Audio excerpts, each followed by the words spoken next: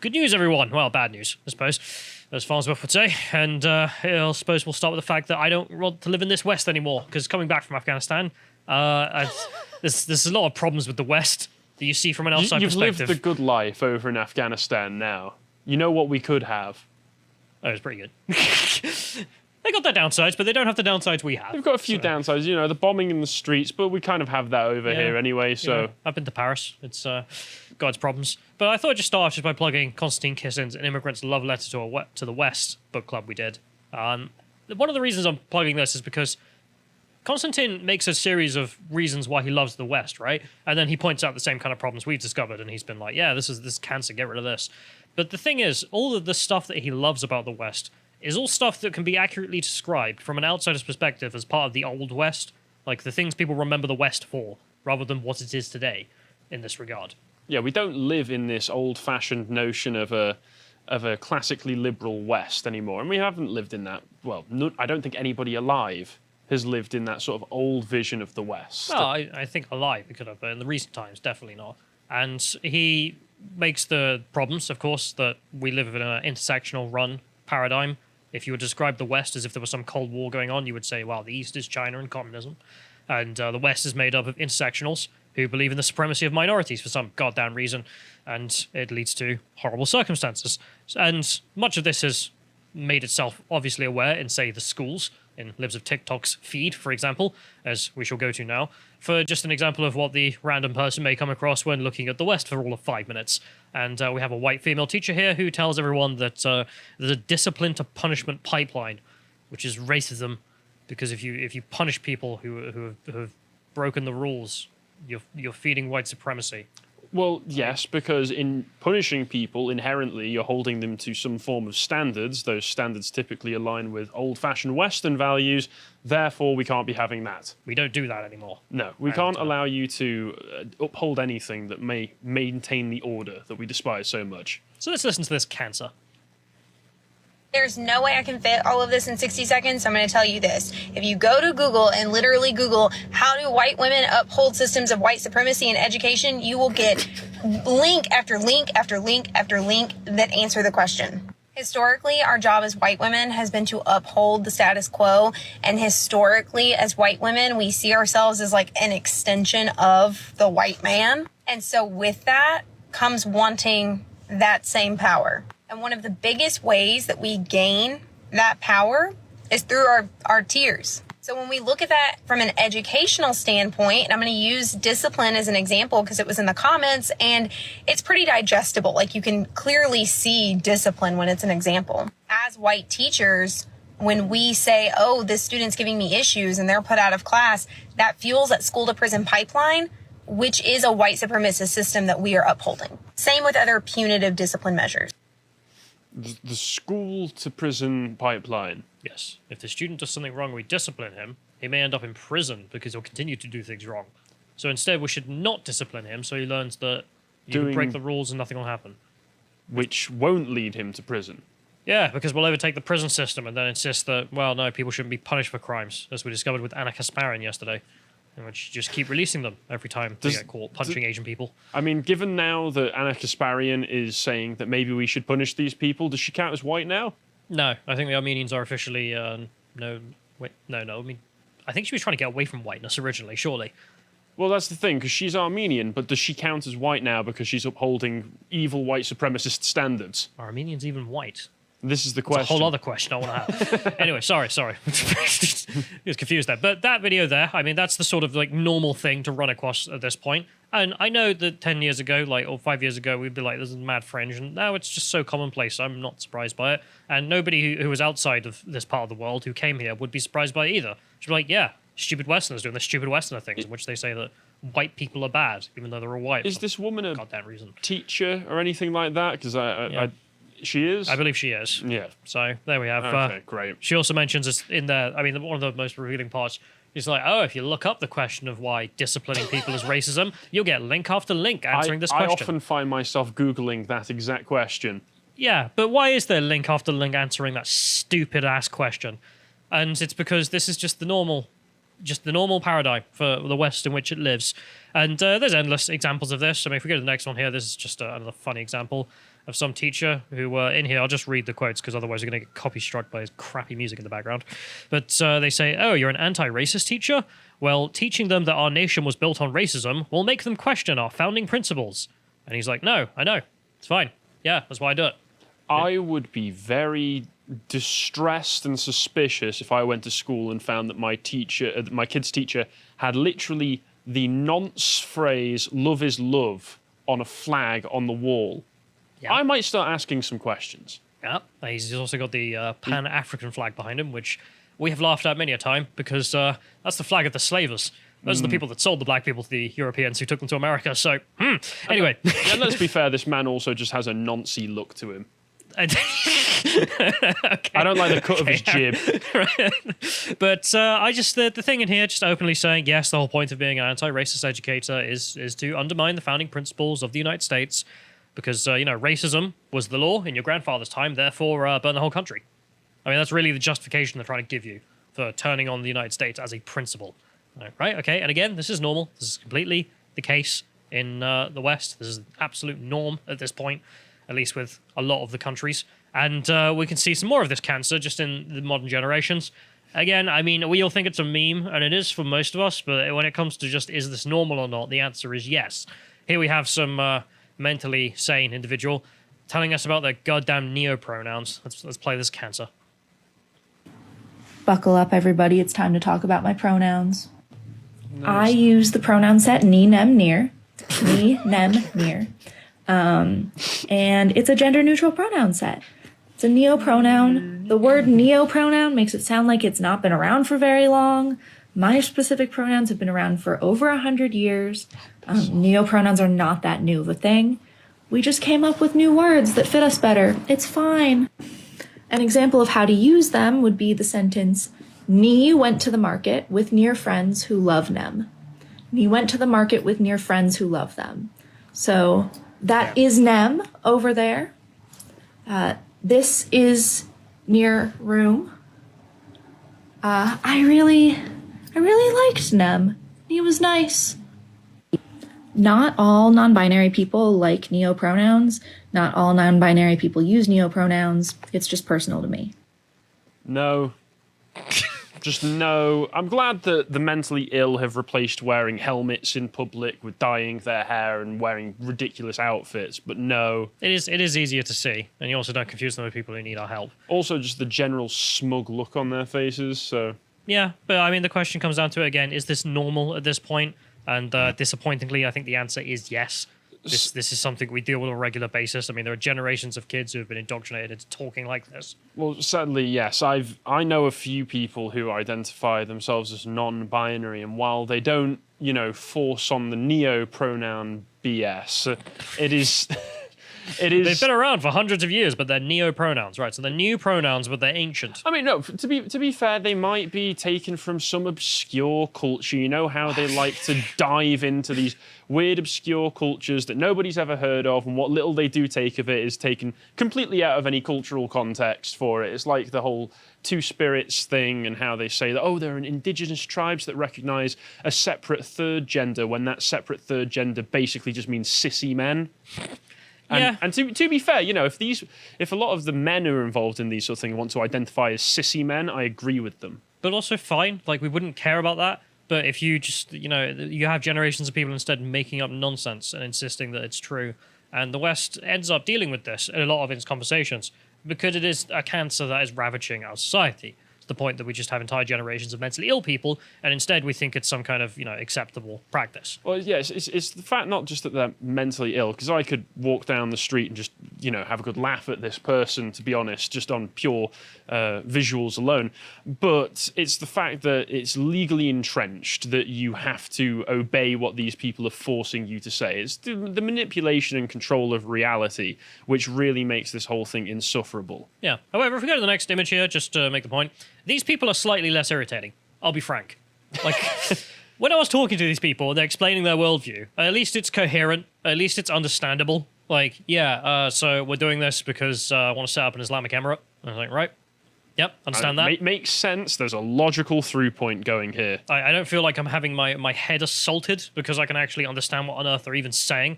However, if we go to the last one here, just to make the point, as you did, about the fact that it is legally entrenched and state adopted to this point, I thought we'd just enjoy it. I don't know where I found this. But someone sent me the Public Service Pride website for Canada. And as you can see there, an even more abomination of the racial pride flag where they've stuck a friggin' leaf on it. Because of course they had. Sorry, That's guys. the seal of approval right there. I hate the leaf flag as well. The old one was much better, but whatever. But this is the second ever Public Service Pride Awards. So this is going to become a yearly tradition. It's already the second one. And just the list of things that are worthy of state approval and to give awards out are hilarious. Let's just read some of them. All right. So number one here. Painting the risers leading to Dorchester Penitentiary Medium the colour of the pride flag. That's an award going to the Correctional Services of Canada for that. Congrats, you can buy the right colour paint and apply it. Yeah. Here's your medal. Correctional Services have learned how to paint. Good job, guys. Good. Oh, God. It's pathetic. I mean, this is just a demonstration of how, like traditional virtues are no longer celebrated in any capacity whatsoever. And instead, we're celebrating people acting like children. No, but it's allegiance to the It's ideology. It's allegiance, but there's some of the only ways that you can really push that allegiance is by acting like a child. Oh, I'm just going to paint these things nice and bright primary colours. But I mean, when you're in Afghanistan, like every shop has a new Taliban flag. Like everyone has a Taliban flag. Every taxi, everyone. Just to show, please leave me alone. Unless, a year and 2 years ago, they had the old government flag. And before that, they would have the Taliban flag. And before that, they had the Soviet flag flying in every shop, I imagine. And you can see it in real time with, every government department has to make some kind of allegiance to the new Western ideology that is intersectionalism. They continue with other places that are going to get these awards. The Canadian Security Intelligence Services. They're getting an award for trans person inclusion. Don't know what that means. We just got one trans. We got a trans person. Oh, I have an award, lad. That's okay. Radio. The Agriculture and Agri-Food Canada, Canadian Food Inspection Agency. Did they get an award for inspecting food and make sure there's no bugs in it? No, instead they got an award for adding pronouns to direct info. No, they get the award for adding more bugs to food. Yeah. There's also Canadian Heritage, who are upstanding Canadian Heritage, long running, of the, you could say the Indians who were there before, or the Canadians and the French, colonists, and their long history. No, instead, they got an award for Queering Black History Month, quote, a drag and virtual social gathering. So they set up a Zoom call in which they talked about queering Black history, or the Black history of Canada. Okay, so 5 pages of it. I don't know what. If there's even that, because I mean, any notable queer Black history that's occurred in Canada must be from like the.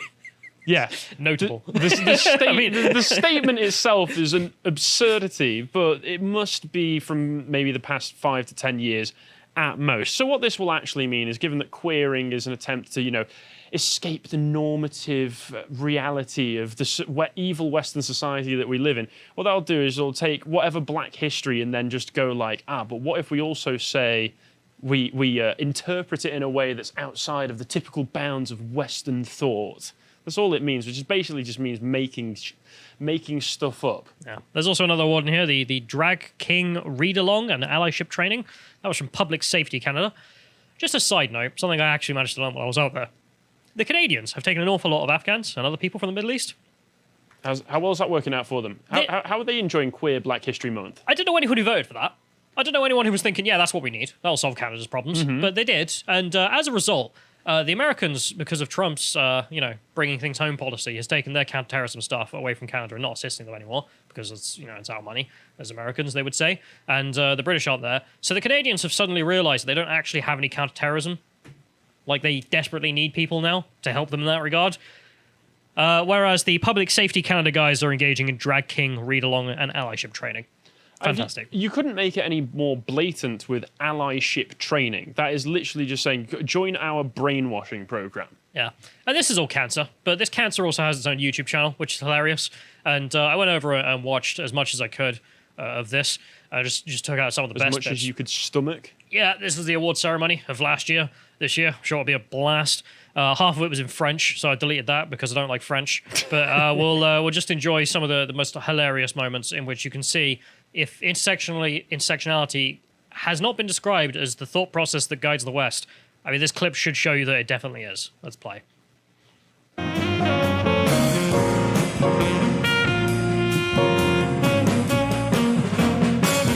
Hello, bonjour, and welcome to the first ever Government of Canada Public Service Pride Awards. We stand next to the Pride flag today in memory of the LGBTQ2+ survivors who led the first marches, current community activists, and all of you who lead the way within our federal institutions. The flags illustrate how our social identities can overlap through intersectionality, sending a clear signal to Canadians from coast to coast to coast that diversity and inclusion are and must be valued components of our society and how we serve in the public sector. Today, on the shores of the Ottawa River, the Rideau River, amongst the Gatineau Hills, and as we are close to the sacred area of the Chaudière, I come to you with a message. And that message from my ancestors is that all things have masculine and feminine energy, and it is beautiful in all expressions. There is a place and space for all, Ooh, a woman and computer. nothing in nature is one or the other. Have they It just is the discovered all. Hispanic Miigwechti, languages? that was very important and powerful. I want to personally thank him for taking on the champion role and all the public servants out there from coast to coast to coast who are doing similar work to advance diversity, inclusivity, and intersectionality. I mean, there you have it from the minister and, well, the drones around there just saying, there, we are advancing intersectionality. But that's the whole reason we're here. It's the whole reason we get taxpayers' money. That's how they see themselves. And they couldn't make it any clearer that it is institutionalized, like they said, in every federal department of the Canadian government. So the only way to solve this would be to take everybody in this video and everybody who is pushing this stuff in the federal government of Canada and clear them out. Just remove them. That's the only way that they could. Remove their power there. But you have the position as well. You're saying it's Canadian government. Yeah, sure, that's the example I'm giving. But we have covered endlessly every other aspect of the West where this seems to be happening in every possible department, in every possible aspect of private life, including private our companies. Conservative government having their own pride gatherings, don't they? Yeah, and the people I met out there also who had gone through the military and every other aspect of their lives, not one didn't have a story about how this crap has infected something they've had to deal with. Well, it probably just interferes with their work. Officers who shouldn't be in a position that they are, they don't actually have the training or the competence to do the job they're doing, but instead are being let go because, well, go ahead. I mean, she's a woman or a black, and therefore we have to have them in. So you'll have literally firearms officers who are not competent to be firearms officers, but they're there because of diversity and inclusion. And this is routine. We all know this. I also love in this clip the black leader. I don't know if it's just me, but she has kind of a Yankee accent, which is all kinds of strange. But there you have it. It's just intersectionality as state ideology. Could not be more clearer. But then I thought I'd end this off with another clip I saw when I came back. Is just here. We have Peter Boghossian, who went to Portland State University and has the patience of a goddamn saint. You can see in this video. You can go watch the full thing your own time. It's, you see 19 minutes long of him having to deal with brain-dead Westerners, is how I'm just going to put it, people from Portland who their ideology does run our entire civilization.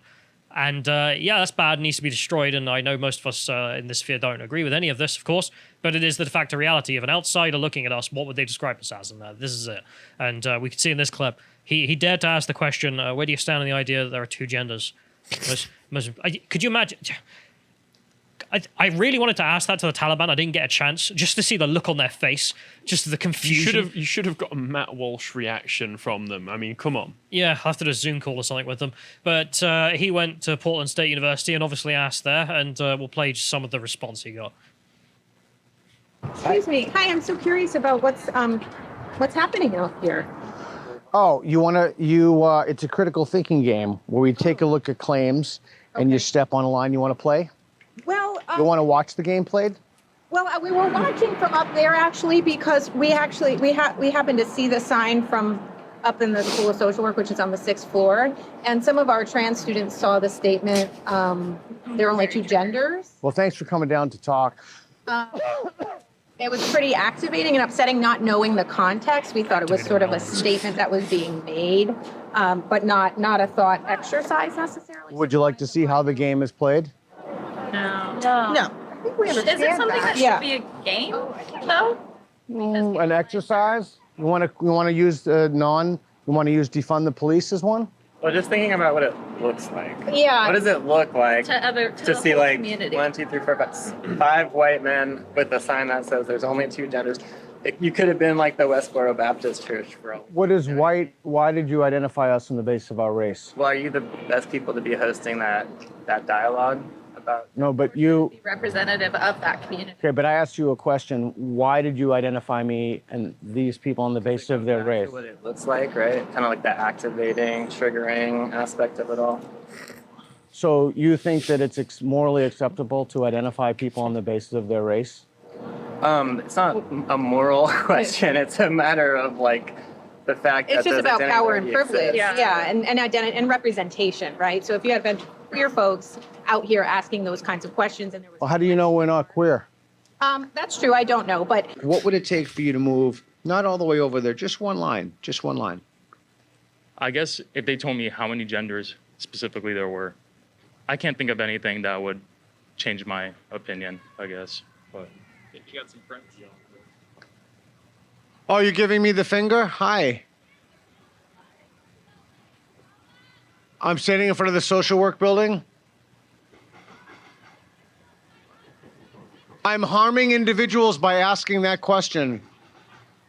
Well, you want to come down and have a conversation about it? Why do you want to come down and have a conversation? Oh. No, I don't want a conversation. Why would they bother? But I mean, number one, patience of a goddamn state. He spent 20 minutes dealing with these children. I mean, the thing is, when I see stuff like this constantly, and you see the way that these people are behaving, and there is no, it's like the Sam Harris thing from last week, which was there's just a complete mask off moment for so many people to see it. Like he encapsulated the mentality of these sorts of people. Obviously, he doesn't go as far in terms of trans issues and such, but when he was like, oh yeah, Hunter Biden could have dead children's corpses in his basement, and I still wouldn't care. I wouldn't vote for Trump. That's the same mentality I hear. These people don't care. They don't care about any arguments that you could make. They don't care about appeals to morality. They are viewing it purely from the distinction of friend-enemy. And on that basis, I would be more than happy at this point to, shut down the universities and exile these people. I don't think that's a Western way of dealing with it. Obviously, that's not a particular... Well, whether it's Western or not, otherwise the Western way of dealing with these things has ended up with these people in charge of all the institutions, so... Well, I mean, you could also just oust them by taking over in the same way they did. But I do remember when I was out there was a story, actually, of some of the Taliban guys who were running the checkpoint just outside. One of them was late to work, so they got in an argument, and they shot each other, and 2 of them died. And I just, that's just something about that makes me actually kind of respect them in a way. It's like, well, you're late to work, boom. But yeah, I mean, whereas these people, they turn up. Just as a side note, this isn't about ideology, but just in terms of tactics as well. I really hate, and I know Soph has got on this point before, how they turn up and they're like, not a good look for you having that sign, and it's like, what does that mean? Like your entire insect brain is just, is this a good look for me and my group? Well, that's really how you think. That's the thing. It's purely tribal. You're right.